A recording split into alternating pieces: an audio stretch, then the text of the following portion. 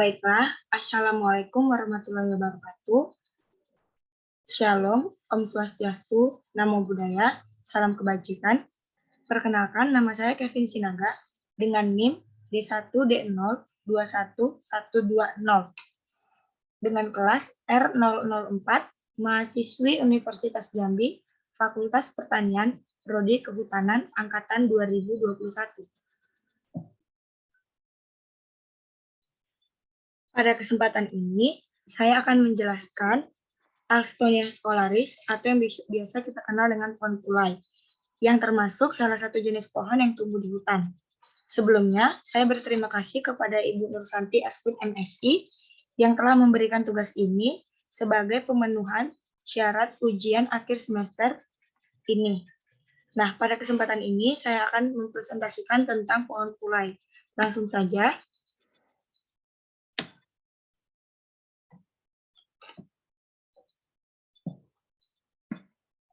Nah, dalam pembahasan pohon pulai ini, saya membuat poin-poin penting. Yang pertama yaitu status taksonomi, deskripsi morfologi, ekologi, persebaran fitografi, sifat kayu Alstonia scholaris, etnobotani, dan silvikultur dari Alstonia scholaris ini. Langsung saja, pulai merupakan tanaman asli di wilayah Cina, Guangxi, Yunnan, subbenua India, Nepal, Sri Lanka, Pakistan, dan Bangladesh. Nah, pulai ini tanaman yang berasal dari negara Cina. Jadi dia asli dari negara luar, bukan asli dari Indonesia. Pohon pulai atau Alstonia scholaris ini merupakan tumbuhan yang serbaguna yang tersebar di seluruh Indonesia.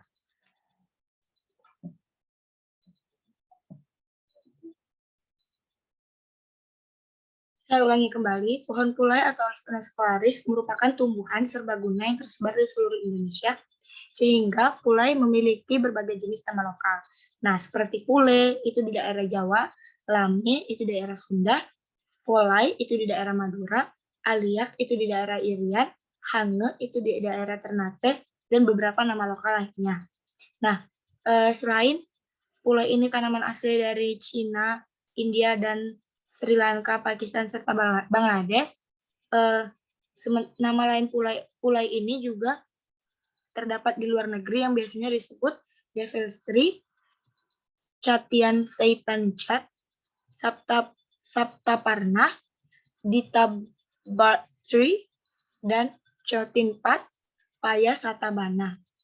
Paya Sataban. Nah, itu tadi nama lokal Alstonia scholaris di luar negeri. Selanjutnya, klasifikasi dari pohon pulai ini yaitu yang pertama, kingdomnya Plantae, divisinya Plumeria, subdivisinya Alstoniae, ordonya Gentianales, familinya Apocynaceae, genusnya Alstonia, dan spesiesnya Alstonia scholaris. Next, tumbuhan pulai ini tersebar hampir di seluruh pelosok Nusantara. Tak heran jika tumbuhan pulai ini memiliki banyak nama sesuai daerahnya masing-masing, seperti yang sudah saya jelaskan di slide awal tadi. Nah, tanaman ini juga termasuk pohon yang dapat tumbuh mencapai di diameter 60 cm. Tanaman ini merupakan tanaman berkayu, memiliki karakter percabangan yang menggarpu. Nah, kulit batang Alstonia scholaris ini mempunyai karakter yang agak sedikit rapuh dan getah yang berwarna putih dengan rasa yang sangat pahit. Selanjutnya, daunnya yang berbentuk tunggal, daunnya merupakan daun tunggal yang tersusun melingkar sekitar 4-9 helai. Nah, biasanya duduk daunnya ini disebut verticillae. Nah, jadi ketika dia melingkar, dalam lingkaran itu terdapat sekitar 4-9 helai daun dan bertangkai panjang panjangnya sekitar 7,5 sampai 15 mm. Daun pulai ini berbentuk oval yang agak lonjong, ada juga yang berbentuk layaknya telur dengan permukaan bagian atas lebih licin ketimbang bagian bawahnya yang terkesan buram. Tepiannya rata dengan pertulangan menyirit, berwarna hijau, panjang tiap helai daun ini sekitar 10 sampai 23 cm dan lebarnya 3 hingga 7,5 cm. Next, ini adalah gambar yang terkait dengan Alstonia scholaris, yaitu batangnya, daunnya, serta bunganya. Nah, di sini bisa kita lihat bahwa Alexandria scolaris ini merupakan pohon yang sangat tinggi. Yang tadi sudah saya jelaskan bahwa tingginya bisa mencapai 20 sampai 40 meter, sedangkan diameternya bisa mencapai 60 cm. Nah, selanjutnya daunnya itu cirinya yang tadi tuh di permukaan atasnya dia lebih mengkilat daripada permukaan bawah yang agak buram. Nah, pertulangan daunnya itu sejajar. Pertulangan daunnya itu menyirip, atau biasanya yang kita sebut pertulangan daunnya ini merupakan pertulangan daun yang sangat rapi. Nah, bisa kita lihat di sini ada pertulangan daunnya. Pertulangan daunnya itu sangat rapi. Nah, selanjutnya ini bunga dari Alexandria scolaris. Nah, bunganya dari Alexandria scolaris ini merupakan bunga majemuk yang ketika mekar dia mempunyai ciri bau yang harum. Dia mempunyai ciri khas. Jadi ketika bunga Alexandria scolaris ini mekar, dia mempunyai bau yang harum. Nah, itu ciri khas dari bunga Alexandria scolaris ketika dia mekar. Nah, selanjutnya ekologi pohon pulai. Secara ekologis, penyebaran pohon pulai mulai dari daerah rawa gambut, daerah pasang surut, hingga daerah kering dengan ketinggian tempat rendah sampai tinggi. Secara umum, pulai dapat tumbuh pada tanah liat dan tanah berpasir yang kering atau digenangi air, dan pada lereng bukit berbatu dengan ketinggian 0 sampai 1000 meter di atas permukaan laut, dan dalam hutan hujan tropis dengan curah hujan tipe A sampai tipe C. Nah, pohon pulai ini dapat tumbuh normal pada tanah dengan tekstur kasar, bersolum, dalam pH di atas 5, kandungan C organik N total, P tersedia, K tersedia, dan kejenuhan basa atau KB tinggi, serta kandungan unsur Al yang rendah. Itu ekologi dari pohon pulai tadi. Nah, selanjutnya persebaran pohon pulai. Pohon pulai ini mempunyai sebaran alami hampir di seluruh wilayah Indonesia, yang sudah saya jelaskan di slide awal tadi. Nah, tetapi ada dua jenis pohon pulai yang tersebar di Indonesia, yaitu pulai gading, dan yang kedua itu ada pulai darat. Nah, yang pertama itu ada pulai gading, atau yang biasa kita sebut Alexandria scolaris. Nah, pulai gading atau Alexandria scolaris ini dapat kita temukan di Pulau Jawa, Bali, Sumatera, Kalimantan Selatan, Kalimantan, Pulau Sulawesi, Nusa Tenggara, Maluku, bahkan di Irian Jaya. Nah, pada Pulau Jawa itu biasanya dia terdapat di Jawa Barat, Jawa Tengah, Jawa Timur. Sedangkan pada Pulau Sumatera dia terdapat di Palembang, Jambi, Riau, Sumatera Barat, dan Lampung. Sedangkan di Pulau Kalimantan dia terdapat hanya di Kalimantan Selatan dan Kalimantan Barat, di Pulau Sulawesi, Nusa Tenggara, Maluku, bahkan di Irian Jaya. Nah, berbeda dengan jenis pulau darat. Pulau darat atau Alstonia agustiloba ini dia hanya tersebar di beberapa pulau saja, yaitu seperti di Pulau Sumatera, Jawa, dan Kalimantan. Jadi pulau darat ini hanya tersebar di 3 pulau, tidak seperti Pulau Gading yang tersebar hampir di seluruh wilayah di Indonesia. Oke, selanjutnya sifat kayu pulai. Nah, kayu pulai ini memiliki sifat yang pertama, dia memiliki riap 1,04 per tahun. Jadi riap yang tumbuh per tahunnya itu sekitar 1,04. Nah, selanjutnya berat jenis kayu. Berat jenis kayu pulai ini sekitar 0,38 gram per cm kubik. Nah, ini tidak terlalu berat, teman-teman. Ini masih agak ringan. Selanjutnya tingginya bisa mencapai 15 meter. Bahkan bisa seperti yang saya jelaskan tadi, bahkan tingginya bisa mencapai 40 meter. Nah, diameternya bisa mencapai 60 cm. Nah, dalam yang sudah saya jelaskan tadi, daun dari Alexandria scolaris ini mengkilap dan bagian bawah daun itu berwarna lebih pucat daripada permukaan atas daun. Nah, biji dari pohon pulai ini berbentuk oblong dan berambut. Bunganya tipe majemuk, buahnya bergetah. Batangnya bergetah, seperti yang sudah saya bilang di awal tadi, bahwa batang Alexandria scolaris ini bergetah dan sangat pahit.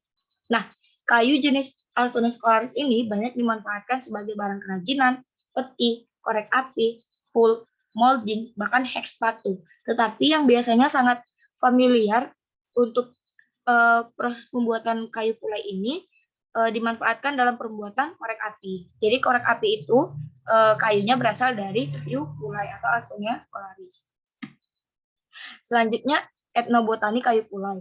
Nah, sebelum kita mempelajari tentang etnobotani kayu pulai, kita harus mengerti terlebih dahulu apa pengertian dari etnobotani kayu pulai.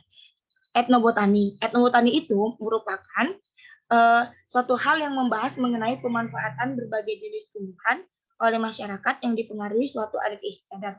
Nah, jadi etnobotani ini teman-teman, pemanfaatan satu jenis tumbuhan yang ada di sekitar masyarakat tersebut yang dipengaruhi oleh adat istiadat. Nah, contohnya ini ada topeng dan ada kerajinan kayu alfabet. Nah, topeng dan kerajinan kayu alfabet ini merupakan kerajinan di suatu daerah atau kerajinan yang menjadi adat istiadat di suatu daerah yang menggunakan kayu pulai. Nah, contohnya topeng. Dia kerajinan di daerah istimewa Jakarta, khususnya di daerah Patuk Gunung Kidul, dan kerajinan kayu alfabet produksinya berada di desa Bobung. Nah, kedua jenis ini mereka merupakan kerajinan yang sudah diekspor ke luar negeri, teman-teman. Nah, jadi ketika dua kerajinan ini sudah diekspor ke luar negeri, dia banyak diminati oleh masyarakat Taiwan. Nah, dengan demikian, saya menjelaskan sedikit bahwa penyuplai kayu ini di daerah istimewa Yogyakarta ini antara lain kelompok tani hutan atau yang bisa disebut dengan KTH. Nah, kelompok tani hutan inilah yang menyuplai kayu-kayu ini untuk ke luar negeri. Nah, selain itu mereka juga menggunakan warna lestari melalui skema hutan rakyat atau HR. Nah, selain dari dua jenis barang etnobotani ini, ada juga satu jenis yang sangat familiar kita lihat, yaitu alat musik dambus yang berasal dari Bangka, Provinsi Bangka Belitung, Kepulauan Bangka Belitung. Nah, jadi ini juga merupakan alat musik yang terbuat dari kayu pulai. Selanjutnya silviculture atau pertumbuhan dari Alstonia scholaris ini. Alstonia scholaris merupakan jenis tanaman atau kehutanan yang termasuk dalam kategori fast growing species. Nah, maksudnya itu Alstonia scholaris ini merupakan tanaman yang sangat cepat tumbuh di tanaman jenis kehutanan. Selanjutnya, pertumbuhan tanaman pulai dipengaruhi oleh ketersediaan bahan baku air. Bibit pulai memerlukan waktu kurang lebih 5 bulan di persemaian. Nah, ketika dia di persemaian, dia tidak boleh disiram dalam jumlah air yang banyak, melainkan harus ada takarannya. Pemupukan dilakukan paling tidak sampai tanaman berumur 2 tahun. Nah, ketika tanaman sampai umur 2 tahun, itu dilakukan pemupukan selama 2 kali, yaitu pada awal musim hujan dan mendekati akhir musim hujan. Nah, selanjutnya, pohon pulai ini umumnya akan berbunga pada bulan Oktober. Nah, jadi ketika pada bulan Oktober, di sini kita akan mencium harum-harum dari bunga pohon pulai ini. Karena tadi sudah saya jelaskan bahwa bunga dari pohon pulai ini mempunyai harum yang ciri khas, yang sangat harum. Nah, itulah tadi sedikit penjelasan tentang pohon pulai atau yang bisa disebut Alstonia scholaris. Sedikit saya menjelaskan kembali tentang keistimewaan dari pohon pulai ini. Nah, di dalam pohon pulai ini terdapat kandungan senyawa aktif vitamin, ecitamin, dan ecitanin yang sangat ampuh dalam menjadi obat malaria. Nah, selain itu, kandungan yang bisa menimbulkan efek analgesik atau pereda nyeri yang bisa meredakan rasa sakit pada tubuh. Nah, itu keistimewaan dari pohon Alstonia scholaris. Dia memiliki kandungan-kandungan yang bisa mengobati suatu penyakit seseorang. Itu keistimewaan Alstonia scholaris yang tidak dimiliki oleh pohon lain. Oke, baiklah. Sekian presentasi dari saya mengenai pohon pulai atau Alstonia scholaris. Jika saya ada salah kata ataupun salah materi, saya mohon maaf. Saya akhiri dengan Assalamualaikum warahmatullahi wabarakatuh. Shalom, Om Swastiastu, Namo Buddhaya, salam kebajikan, dan terima kasih.